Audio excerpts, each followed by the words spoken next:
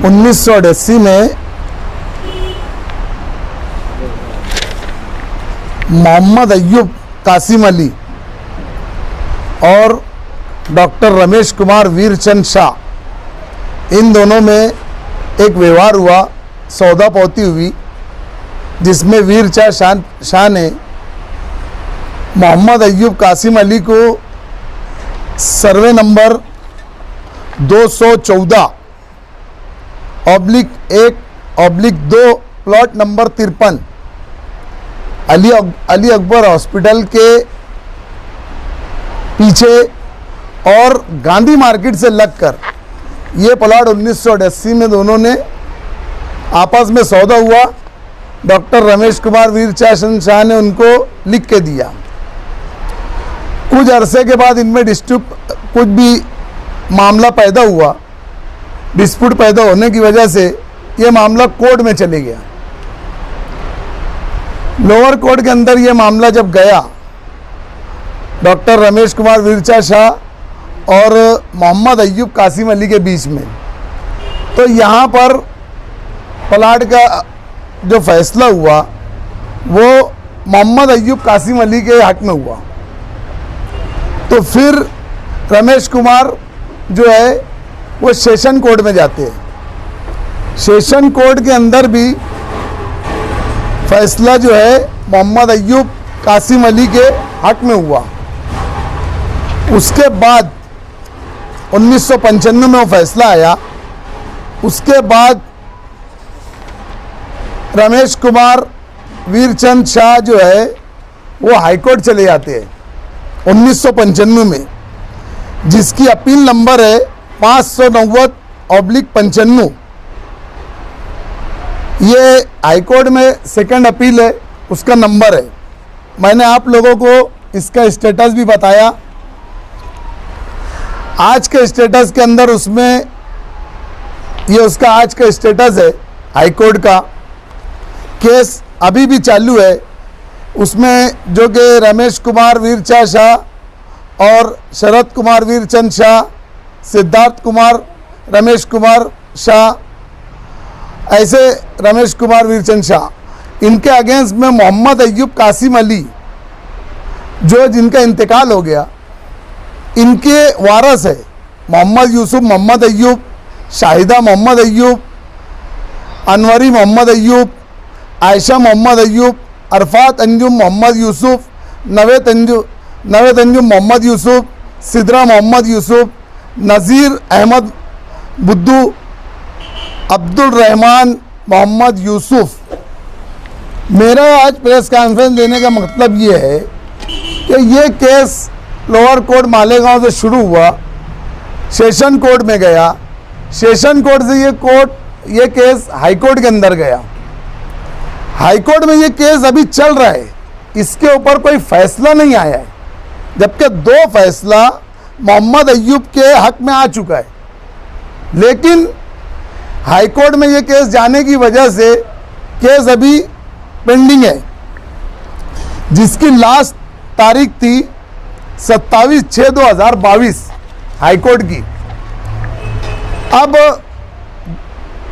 मेरी मालूमात में ऐसा है कि जो ज़मीन का मैटर हो वो अगर कोर्ट मैटर हो जाता है, उसके अंदर लीज पेंडेंसी दाखिल हो जाती है, तो उस केस के उतारे को लॉक कर दिया जाता है, बंद कर दिया जाता है। तो ये मैटर हाईकोर्ट में उतारा बंद है। बंद होने के बाद इस पे कोई यहाँ तक कि हम वो पुराना उतारा नहीं निकाल सकते, उतारा भी नहीं ले सकते। लेकिन ये उतारा बंद होने के बाद यहाँ 2 फरीक लड़ रहे, इन लोगों को उसकी खबर भी नहीं है। और इसके अंदर दाखिल होते आसिफ शेख रशीद साहब के सबसे छोटे चाचा शेख अकील, जिन्होंने बड़ी होशियारी से और रजिस्ट्रार डिपार्टमेंट की मदद से, क्योंकि जब उतारा बंद है तो ये उतारा के ऊपर खरीदी हुई कैसे, जो मामला हाईकोर्ट के अंदर है, तो उसकी खरीदी हुई कैसे, सबसे बड़ा ये सवाल पैदा होता।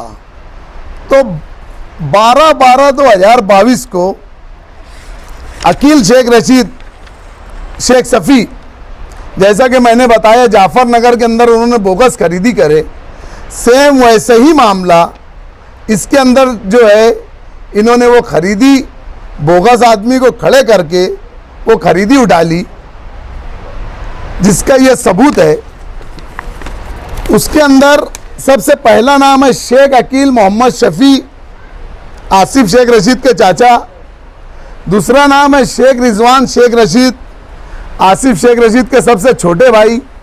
तीसरा नाम है शेख इब्राहिम शेख जलील, आसिफ शेख रशीद के चचेरे भाई। चौथा नाम है शेख इस्माइल शेख अकील, ये अकील शेख सफ़ी के लड़के हैं। तो ये लोग इसी तरीके से गरीब गुरबाओं के मामलात को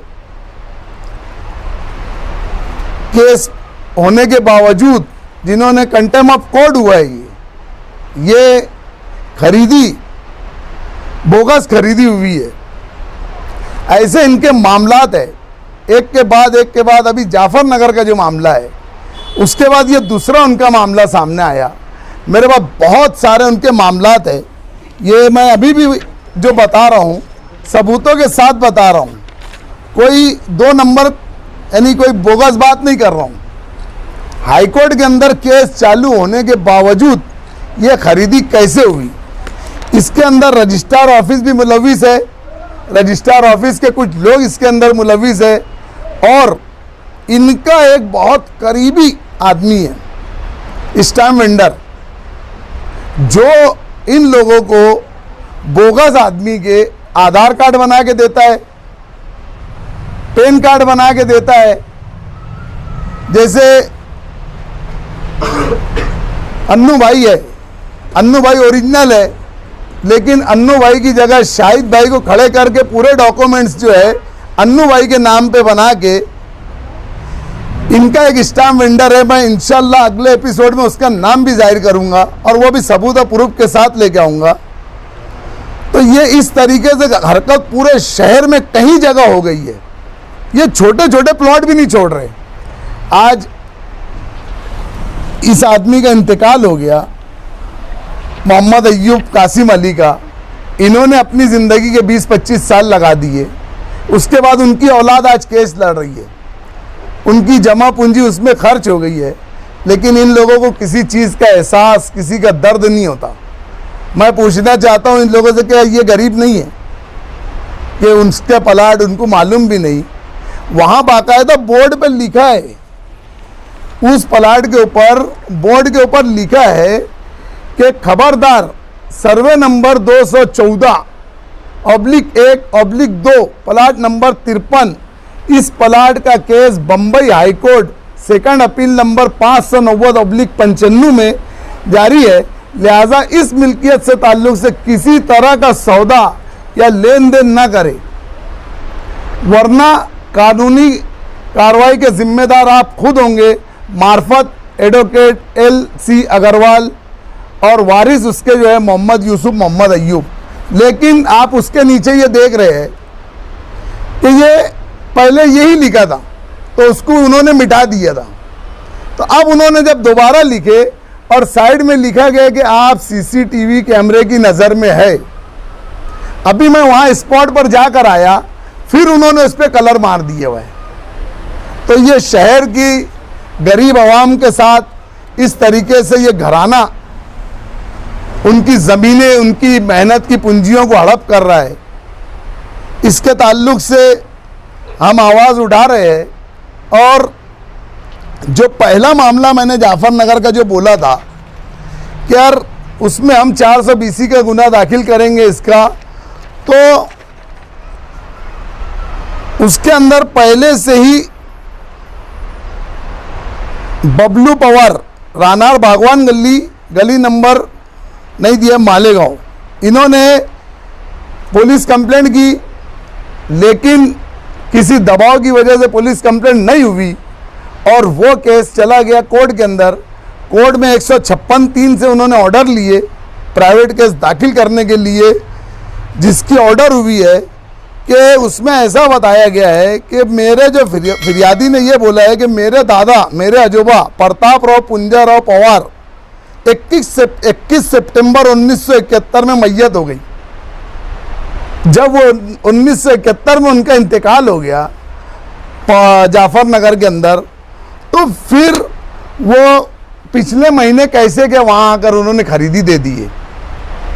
तो उसी की कड़ी ये दूसरा एपिसोड भी है, या तीसरा एपिसोड में भी यही है कि बोगस आदमी खड़े करके खरीदी ले रहे हैं। और ऐसे इनके कई मामलात है, अनगिनत मामलात है जो हमारे पास मौजूद हो गए, आ गए।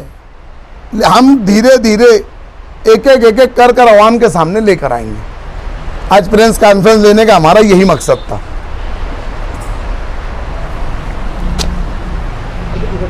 और कुछ जो खरीदे जिसने दिया उनको, वो कौन था? वो बोगस आदमी उन्होंने खड़े करके उसी उतारे में का एक नाम लाए और बोगस आदमी खड़े करके उसकी भी खरीदी कर ली है। वो आदमी भी बोगस है जिसने खरीदी दे के गया। मैं बता रहा हूँ ना कि ऐसा आदमी उनका मौजूद है, स्टैम्प वेंडर, जो बोगस आधार कार्ड बना के देता, बोगस पैन कार्ड बना के देता और किसी भी आदमी की जगह किसी को भी खड़े कर देता। ये ज़मीन आज जो है गांधी मार्केट से पीछे और अली अकबर, गांधी मार्केट से लग कर अली अकबर हॉस्पिटल के पीछे है ये ज़मीन। ये इसी तरीके से सारे कामकाज कर रहे हैं। अभी मैंने देखा कि आसिफ शेख रशीद साहब कब्रस्तान के ताल्लुक से कुल जमाती तंजीम और तमाम मिली अदारे, मिली तंजीमों के पास गए, रुजू हुए, कब्रस्तान बनना चाहिए। तो मैं तो सबसे पहले बोलूँगा, काबे किस मुंह से जाओगे गालिब, तुमको शर्म मगर क्यों नहीं आती। ये लगाए भी दीदिया बुझाए भी दीदिया वाला काम करके, इससे पहले भी ईदगाह का मामला आया, सब उठे, उलमाए कराम उठे, तो ये जमीयत में पहुँच कर बोल देते हैं जाने दो, वो जो ठहराव हुआ उसको जाने दो, मैं तुमको बैक डेट में दूसरा ठहराव करके दे देता हूँ। जमीयत को दिलासा दे के खामोश कर दिया गया। उसके बाद अभी ये फिर उनको गुमराह कर रहे हैं।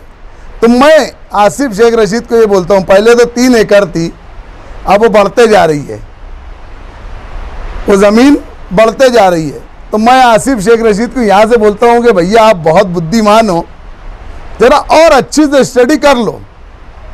और तुमने जिस तरीके से छाले बता के गैर सियासी अपनी ओट हासिल करे, गैर सियासी प्रोग्राम फेस्टिवल का लगाए और अपनी तकरीरें और अपने ताल्लुक से सवालात करवाए, ये गैर सियासी का ढिंडोरा पीट के जो अभी उलमाए कराम के पास गए, उन लोगों को भी ये दिशा भूल करने के लिए गए। अब इन पे मुसीबत आ रही है तो ये शहर के जिम्मेदारान के पास दौड़ रहे हैं। तो मैं इनसे ये कहूँगा कि आप अच्छी तरीके से आसिफ शेख रशीद उसके अंदर पूरी मालूमात सब ले लो, क्योंकि अगर वो बोलेंगे ना, मेरे पास चौथा एपिसोड तो दूसरा है, लेकिन अगर वो बोलते हैं तो फिर मैं चौथा एपिसोड जो है सिर्फ कब्रस्तान के नाम पर, और उसमें इन्होंने क्या काले जाले करे, इन्होंने उस कब्रस्तान की ज़मीन को लेकर, मैं तो अब मेरा तो कोई संबंध नहीं था, लेकिन कब्रस्तान का इशू होने के बाद जब मैंने उसके पेपर छानना शुरू किया तो उस पेपरों के अंदर मेरे हाथ में ऐसी चीज़ लगी है ना कि इनके पूरे मामला वहाँ आवाम के सामने लेके आऊँगा। तो मेरी अपील है कब्र अपने कुल जमाती तंजीम से, मिली अदारों से, मिली तंजीमों से, कि आप बिल्कुल उस कब्रस्तान की हिमायत में आगे आइए और हमें भी बुलाइए, और आसिफ शेख रशीद को भी बोलिए कि आप जाफर नगर का भी मसला हल कर रही है। जाफर नगर के उलमा, हमारे उलमा कौंसिल से ये गुजारिश है कि ये पहले उनसे ये बोले कि जाफर नगर का मामला भी तुमको हल करना है, जो कि तुमने बोगस खरीदी ले ली है। तो वहाँ कब्रस्तान बनना चाहिए, बिल्कुल बनना चाहिए। हर हाल में जिस तरीके से भी अब ये पहले ही बोल दे रहे कि 2000 रुपये स्क्वायर फीट की ज़मीन है, उसको 200 रुपये में देंगे। यानी ये तो ज़मीन मालक को हमवार कर रहे कि डरा रहे। 2000 स्क्वायर फीट की ज़मीन 200 रुपये में लेंगे, ये कम से कम इन्होंने यहाँ सियासत नहीं करना चाहिए। मेरा इतना ही बोलना रहेगा उस मामले में कि ये वहाँ भी बहुत ज़्यादा सियासत कर रहे हैं, लेकिन इन्होंने और अच्छी से, मैं अगले एपिसोड तक का टाइम दे रहा हूँ उनको, कि उन्होंने और अच्छी से तो वो कर लेना, पेपर छान लेना, कब्रस्तान कर लेना। तो अब कब्रस्तान पे ही मैं बैठने वाला है अगली बार। तो कब्रस्तान अभी तक क्यों नहीं लिया गया, कैसे हुआ, क्या हुआ, उसके पूरे मामला अगली टाइम इंशाअल्लाह मैं पेपर के साथ बैठूंगा। बस नई बात थी।